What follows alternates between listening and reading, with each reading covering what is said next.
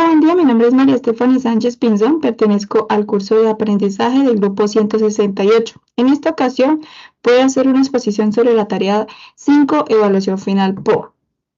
En esta exposición voy a explicar las teorías del aprendizaje. Una de ellas es la teoría conductual.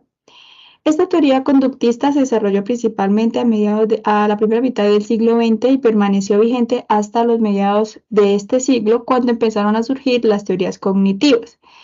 La teoría conductista desde sus orígenes se centra en la conducta observable, intentando hacer un estudio de la misma y queriendo controlar y predecir esta conducta. Entre los autores que más se resaltan en esta teoría tenemos a John B. Watson, quien junto con Ivan Pavlov fueron los representantes del condicionamiento clásico.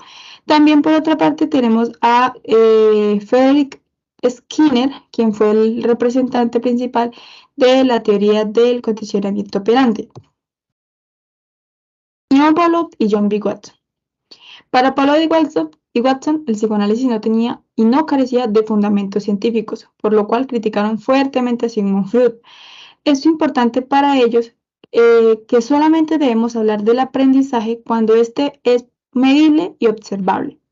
Ivan Pavlov fue el diseñador de la teoría del condicionamiento clásico. Y más que todo estudió esto en los animales.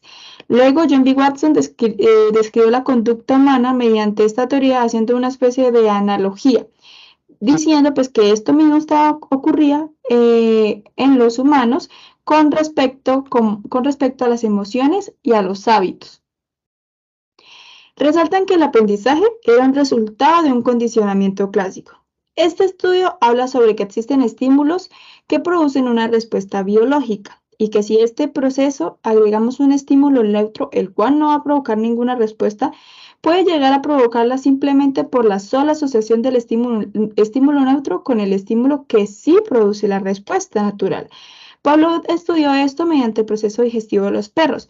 Entonces, por ejemplo, vemos en la imagen que el perrito tiene una respuesta natural al momento de ver la comida. Él empieza a salivar, esa es su respuesta natural. Pero, por ejemplo, si le ponemos el sonido de una campana, él no va a salivar porque no es su respuesta natural. Si a esta campana la asociamos con la respuesta natural que tiene con el estímulo de la comida, al cabo de unos días, meses, el perrito va a empezar a salivar al momento de escuchar la campana por la simple asociación que tiene con el estímulo que sí produce la respuesta, por lo que se generan estímulos condicionados y respuestas condicionadas. Del planteamiento que realizó Pavlov, Watson partió para resaltar que pues, en los humanos las emociones, los comportamientos también se aprendían mediante una asociación condicionada. Y para comprobar dicha hipótesis, pues hizo diversas investigaciones y una de las más conocidas fue la del pequeño Albert de 11 meses, en el cual estudió junto con un ratón. Los conductistas postulan que el aprendizaje se aprende por condicionamiento a través de un modelo de estímulo-respuesta. Ellos estudian el aprendizaje concentrándose en las conductas abiertas que pueden ser observadas y medidas. Ven las conductas como determinantes por eventos externos del aprendiz, por estímulos que producen respuesta o por reforzamientos que mantienen esas relaciones estímulo-respuesta. Bueno, por otra parte tenemos a Frederick Skinner con el condicionamiento operante. Desde aquí, pues, Frederick Skinner parte que la aplicación del condicionamiento operante permite que se intervenga en la conducta de un individuo mediante lo que conocemos como refuerzos positivos y negativos. Se considera el condicionamiento operante como una forma de asociar el estímulo con la respuesta, lo que produce una conducta que trae consigo alguna consecuencia, ya sea positiva o negativa. Aquí es donde entran los refuerzos y los castigos. Si queremos que la conducta prevalezca, lo que debemos hacer es aplicar un refuerzo positivo o un castigo positivo.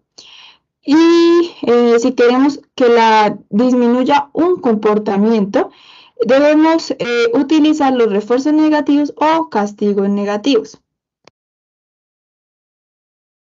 Bien, Un ejemplo de cómo se aplica esta teoría conductual lo podemos ver en los colegios. Entonces, podemos ver que en algunos momentos algunos profesores utilizan este condicionamiento operante de Skinner. Cuando los niños, por ejemplo, cuando los niños, si ellos se comportan bien, si tienen una calidad pues, en sus trabajos, etcétera, ellos van a recibir pues unas buenas calificaciones, menciones de honores, medallas, etcétera.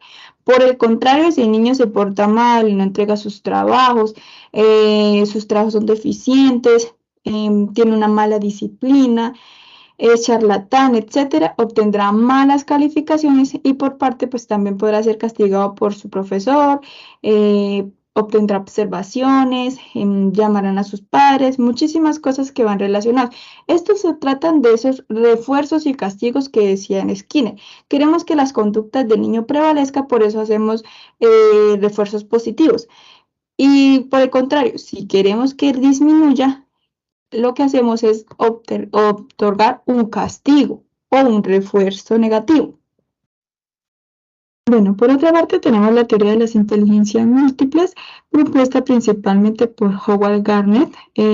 Garnett considera que la inteligencia y la adquisición de conocimientos está haciendo muy limitado con la idea de que ser una persona lista, que la persona debe tener una gran capacidad para aprender y debe tener información. O sea, que esto era muy ligado a su coeficiente intelectual.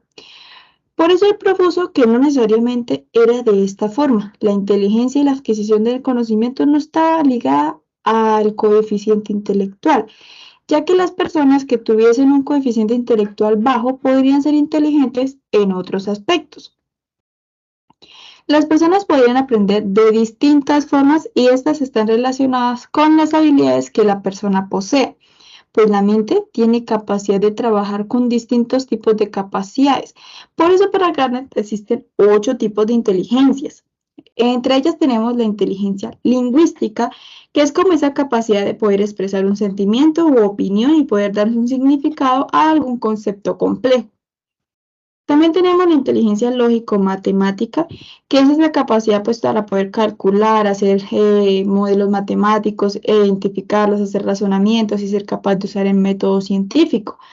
También tenemos la inteligencia visual espacial, que es la capacidad de presentar ideas en el pensamiento, crear imágenes mentales, dibujar bocetos de aquello que uno está percibiendo, como por ejemplo lo hacen los arquitectos o los pilotos. La inteligencia corporal kinestésica es la capacidad de usar el cuerpo para realizar diversas actividades y manipular objetos. La inteligencia intrapersonal es la capacidad de crear imágenes precisas sobre nosotros mismos, conocer cuáles son nuestras fortalezas, debilidades y ser conscientes de nuestros defectos y cualidades. La inteligencia interpersonal es la capacidad de comprender e interactuar de forma eficaz con las personas a su alrededor, de tal forma que se les facilita comprender pues, sus sentimientos y pensamientos. La inteligencia musical se caracteriza por tener una capacidad para tener un buen oído y ser sensibles ante diferentes ritmos, tonos y armonías. La inteligencia naturista es la capacidad de poder estudiar y analizar la naturaleza, aunque también es la capacidad de interpretar y reproducir lo que se ve. Esta es propiamente de los naturalistas y biólogos. Bueno, un ejemplo donde podemos observar la aplicación de estas teorías de las inteligencias múltiples es que en muchas ocasiones lo observamos que en diferentes personas poseen ciertas capacidades que a otros nos cuesta realizar. Por ejemplo, en los colegios hay alumnos a los cuales las matemáticas pueden ser su punto fuerte, pero pues si su merced le da un balón o si lo pone a correr así contra reloj, son mejores que sus compañeros. Es decir, podemos ver que aunque a algunos se le facilite la matemática, se le facilite escribir o leer, y aunque a otros no, probablemente a esa persona se le pueda facilitar el fútbol, se le puede facilitar algún deporte o la música o el baile. La teoría del aprendizaje significativo, propuesta por David Ausubel, propone cómo la teoría del aprendizaje debe partir desde un punto de vista cognoscitivo, pero también debe tener en cuenta factores afectivos. Parte de la premisa principal de que existe una estructura cognoscitiva en donde el sujeto tiene almacenada y organizada información que previamente ha aprendido. Y es aquí donde los nuevos conocimientos se adquieren para que esta estructura sea modificada. De ahí parte, pues, su teoría del aprendizaje significativo. Nuevas informaciones e ideas pueden ser aprendidas y retenidas en la medida en que existan conceptos claros e inclusivos en la estructura cognitiva del aprendiz que sirvan para establecer una determinada relación con la estructura con la que se suministra. Arancibia, 1997. El aprendizaje significativo se da pues cuando esta nueva información se enlaza con aquellos conceptos ya existentes en la estructura cognitiva, concepto integrador. Ve el aprendizaje como un proceso organizado donde existe un sistema de asimilación, o sea, los conceptos nuevos se anclan a los conceptos generales. Para él existen tres tipos de aprendizaje significativo. Está el aprendizaje representacional, proposicional y de conceptos. El representacional, en este tipo de aprendizaje se pretende asignar un símbolo a un objeto o evento, donde dicho símbolo pasa a significar aquello con lo que se está relacionando. El proposicional parte de la idea donde el aprendizaje no es aprender el significado de los conceptos, sino el significado como un todo, es decir, va a ver el significado de la idea en general. El aprendizaje de conceptos es al igual que el aprendizaje representacional, pero aquí tiene una gran diferencia, es que se le asigna un símbolo al concepto y no pues al objeto. También David Ausubel también incluye que en la medida que se va incluyendo la nueva información en la estructura cognitiva del individuo, esta última se va modificando, es decir, pues que la estructura no es fija, sino que estará en un constante cambio. También es importante pues resaltar sus aportes sobre el aprendizaje subordinado, superordinado y combinatorio. Bueno, un ejemplo pues de lo dicho por David Ausubel lo podemos ver por ejemplo en los entrenamientos de natación. Aquí podemos observar una aplicación de la teoría del aprendizaje significativo propuesto por Ausubel. Si vemos para que una nadadora aprenda a nadar en diferentes estilos, con mayor velocidad o pues que aprenda a realizar pues ese nado sincronizado, primeramente es necesario aprender a flotar y a nadar generalmente. Por eso, pues en los diversos cursos de natación primordialmente enseñan esto para poder continuar con los demás entrenamientos. Tenemos también la teoría sociocultural. En esta se resaltan autores como Lev Vygotsky, quien se considera pues, el pionero del constructivismo social. Por medio de sus estudios que ha realizado diversas concepciones acerca del aprendizaje desde un contexto social. El enfoque sociocultural formula desde sus postulados la convicción de que la interacción juega un papel importante en el desarrollo cognitivo. Para Vygotsky, el sujeto que aprende supone una práctica social mediada, pues transforma la cultura y la interioriza, es decir, incorpora lo que previamente aprendió desde un ámbito interpsicológico para apropiarse a un plano intrapsicológico. Entonces, primeramente, el aprendizaje de un individuo depende de la sociedad para luego, por medio de la interiorización, apropiarse de ello y asumir la responsabilidad. Todo ello da paso a que por medio del contexto sociocultural se desarrollen procesos como el lenguaje y la inteligencia. Por ejemplo, un niño al momento de nacer tiene en su contexto biológico aquellos procesos cognitivos inferiores, y es por medio no solamente de su interacción con el medio ambiente, sino también con la sociedad que va adquiriendo los procesos cognitivos superiores. Albert Bandura es otro de los autores sobre la teoría sociocultural. Él parte de la idea de que los niños aprenden de los contextos sociales por medio de la observación y la imitación de las conductas. Por ese motivo, él considera que los niños son muy influenciables. Su principio tiene tres aspectos importantes. Primero es que las personas aprenden de la observación. Segundo es que el estado mental afecta el proceso de aprendizaje. Y tercero es que un nuevo aprendizaje no genera como consecuencia necesariamente un cambio de esta conducta. Para demostrar dicha teoría, Albert Bandura utilizó una serie de muñecos Bow, en donde esos muñecos son aquellos que se utilizan como para golpear, muy comúnmente los utilizan para eso. Eh, entonces, pues Albert Bandura lo que hizo fue utilizarlos para observar la conducta violenta del niño. Si el niño había adquirido conductas violentas, lo que iba a hacer era golpear el muñeco. En cambio, pues si el niño no adquiría una conducta violenta, lo que iba a hacer pues era no actuar o ejercer violencia contra el muñeco. Los principios del aprendizaje social se basan, por ejemplo, en la atención, en donde se resalta que es importante poder enfocarse y prestar atención. En la retención, que es importante internalizar aquella información aprendida para luego almacenarla en la memoria. La reproducción es recuperar y reproducir la información que pues, fue almacenada y utilizarlo cuando se requiera. La motivación, pues, es un principio importante, pues se dice que cuando no hay motivación, pues esto hace que el observante no tenga como la necesidad de imitar la conducta. En cambio, cuando pues existe una motivación, lo que era pues es querer imitarla y observarla. Bueno, un ejemplo de esta teoría, más que todo pues lo dicho por Albert Bandura, es como podemos ver cómo los niños aprenden sus primeras palabras por medio de la imitación de sus padres o familiares.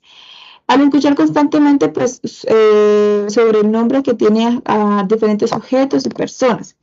Ellos imitan pues sus acciones y vocabularios, por lo que aprenden a relacionar los conceptos y símbolos por medio de la imitación y la observación que hacen de su familia.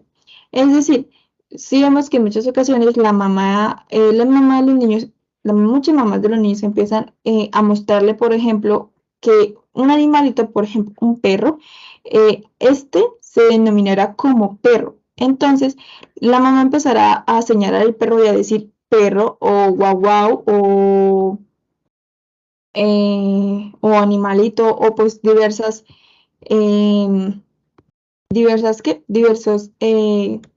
conceptos. Entonces, pues el niño de ver y de observar a su mamá y de escucharla, ya entiende y asimila que pues ese perrito pues se denominará como perro o como guau guau o como el nombre de un perrito, por ejemplo, puede ser Rex, etcétera. Asimismo pasa pues con diversas cosas que hacen los niños. Hay como por ejemplo podemos observar cómo el niño imita a su mamá de cómo debe agarrar un teléfono o cómo se habla por teléfono. De eso prácticamente pues consiste la teoría sociocultural. Bueno, tenemos por otro lado la teoría cognitiva. Esta teoría tiene su origen a mediados del siglo 50 y pues ellos difieren de la imagen de ver al humano como solamente un receptor de estímulos y emisores de respuesta, como tal pues lo sugerían los conductistas. Es por eso que para esta corriente el ser humano es un procesador de información y tienen un gran interés por los procesos mentales complejos. La teoría cognitiva da grandes aportaciones al proceso de aprendizaje y da interés a las capacidades esenciales del ser humano, como lo es la atención, la memoria y el razonamiento. Para la teoría cognitiva, aprender es una síntesis de la forma y el contenido recibido por las percepciones, las cuales actúan en forma relativa y personal en cada individuo. Además, se encuentran influidas por sus antecedentes, actitudes y motivaciones individuales.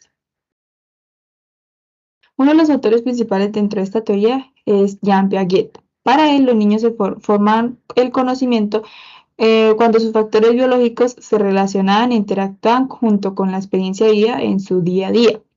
Es el autor de la famosa teoría del desarrollo cognitivo, que es considerada una pues, de mayor influencia acerca del desarrollo cognitivo de los niños. Para Piaget, la inteligencia de una persona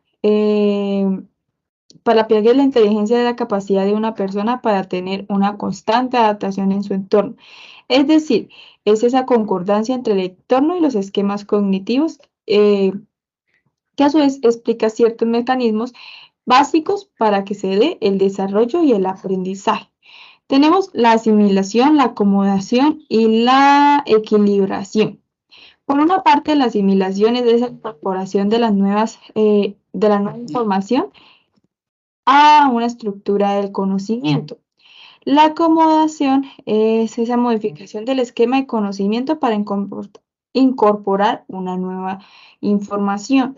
Y por otra parte, la equilibración es ese impulso innato para modificar las estructuras del conocimiento para así dar coherencia al mundo. Bueno, Piaget también desde sus aportes hizo pues aportaciones e ideas a su teoría del desarrollo cognitivo. Encontramos la formulación de 4 etapas distintas y secuenciales que permiten el desarrollo de habilidades para lograr hacer cosas especiales. Entendemos, por ejemplo, la etapa sensomotriz. Esta etapa es cuando los niños adquieren pues esas habilidades sensomotoras y va desde los 0 hasta los 2 años. Tenemos la etapa preoperacional que se da desde los 2 a los 7 años y es cuando el niño aprende por medio del juego la imitación y el lenguaje. La etapa preoperacional se da pues desde los 7 hasta los 12 años y pues en esta etapa el niño es capaz de relacionar conceptos y pues puede realizar operaciones. La etapa de las operaciones formales se da a partir de los 12 años. Aquí pues los niños pueden dominar los conceptos y las operaciones abstractas.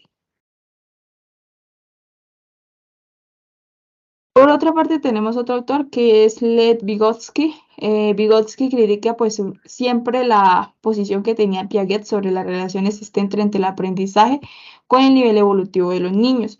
Él sostiene que no podemos limitarnos como determinarnos en este nivel sobre las relaciones desarrollo-aprendizaje. Por lo tanto, plantea que el desarrollo y el aprendizaje se influyen de manera mutua, creando así un constructo que se denominó la zona del desarrollo próximo.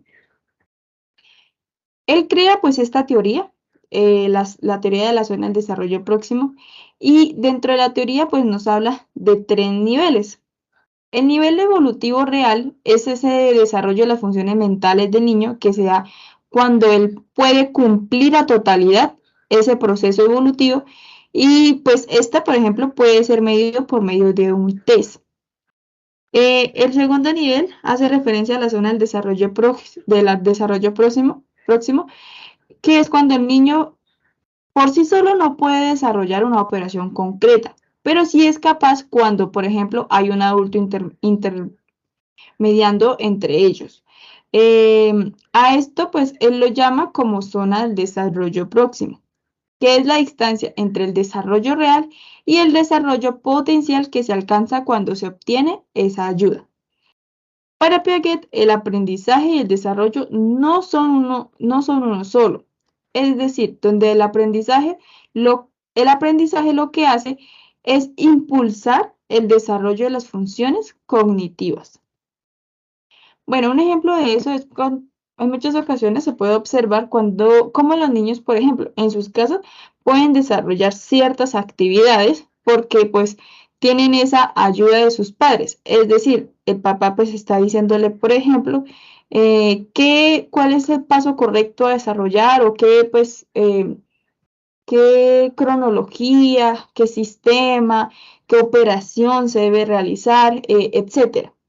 En cambio, pues si el niño se encuentra en el aula de clases, digamos que por la cantidad de personas que se encuentran en ella, a veces a los profesores les cuesta dar como esas clases personalizadas a cada niño, por lo que se puede ver que, por ejemplo, el niño no podría, digamos, cumplir a cabalidad con su trabajo, aunque sepa, por ejemplo, cómo multiplicar, cómo dividir, pero pues digamos que se le dificulta conseguir o pues idear pues una secuencia de pasos y pues ir desarrollando. Como conclusión, conclusiones a este trabajo, tenemos que el aprendizaje es un proceso por el cual podemos adquirir un conocimiento y apropiarnos de la información, aunque no lo veamos. Este está presente en nuestra vida cotidiana y con gran frecuencia lo podemos percibir. No podemos percibir la realización del proceso de aprendizaje. Aprendemos en distintos lugares, como por ejemplo mientras estudiamos en un campo educativo o en una conversación con distintas personas, amigos, o escuchando anécdotas de nuestros abuelos, incluso cuando estamos reflexionando sobre un tema específico. Este proceso lo podemos realizar de forma voluntaria o intencionalmente. Existen diversas teorías del aprendizaje. La gran mayoría de ellas parte de la idea que no todas las personas aprenden de la misma forma. Todos tenemos formas distintas para poder aprender. Por lo que, aunque a unos se les facilite, digamos, aprender leyendo un libro, a otros probablemente se les facilite viendo o escuchando la información. Esto no quiere decir que por ello una persona sea más inteligente que otra. Como psicólogos cobra una gran importancia el aprender más acerca sobre las teorías del aprendizaje y sobre todo pues del proceso del aprendizaje en general, ya que en el momento de una intervención podemos tomar en cuenta dichas teorías y pues también los estilos para poder entender por qué a un niño o a un individuo se le facilitan ciertas materias que otras y no estigmatizar sobre su proceso formativo. Es decir, esto no quiere decir que el niño no tenga algún proceso de dificultad cognitiva, sino que probablemente pues tiene una forma diferente de aprender. Bueno, el acompañamiento docente. Yo considero que en una escala del 1 al 10, el acompañamiento por parte de mi docente fue de un 9. Estas fueron las referencias bibliográficas que utilicé. Muchas gracias por la atención prestada. Hasta luego.